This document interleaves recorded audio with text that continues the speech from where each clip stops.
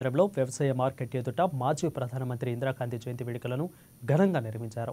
దేశ మాజీ తొలి మహిళా ప్రధాని భారతరత్న ఇందిరాగాంధీ 107వ జయంతి సందర్భంగా ఆమె చిత్రపటానికి పూలమాలలు వేసి నివాళులర్పించారు. కేక్ కట్ చేసి కాంగ్రెస్ శ్రేణులు సంబరాలు జరుపుకున్నారు. ఈ సందర్భంగా మార్కెట్ కమిటీ చైర్మన్ కుడిమెత్త విశ్వనాథ్ మాట్లాడుతూ పేదల పెనిది, పడుగు బలికిన వర్గాల ఆశజ్యోతి, ఉక్కు మహిళ, వీరవనిత, గరీబీ హఠావో నినాదంతో పేదరికాన్ని తొలగించి దేశాన్ని రక్షించండి అనే నినాదంతో ముందుకెళ్లారని అన్నారు. అన్ని రంగాల అభ్యున్నతి కోసం కృషి చేశారని అన్నారు. బ్యాంకులో జాతీయకరణ, భూసంస్కరణలు తీసుకొచ్చి ప్రపంచవ్యాప్తంగా గుర్తింపు పొందారని అన్నారు.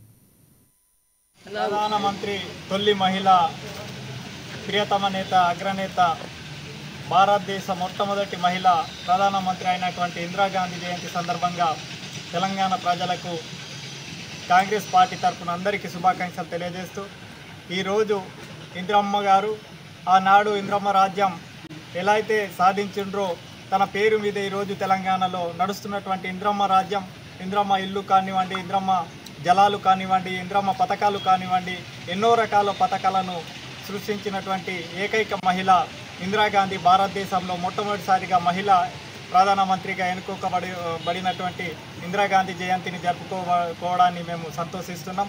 నిజంగా కూడా ఇందిరాగాంధీ చేసినటువంటి సేవలు ఇంతో అంతో కాదు, మరవలేనివి. భారతదేశానికే మంచి గుర్తింపు గల మహిళ ఇందిరాగాంధీ గారు అనేది కూడా మేము తెలియజేస్తూ జయంతి సందర్భంగా మీరందరికీ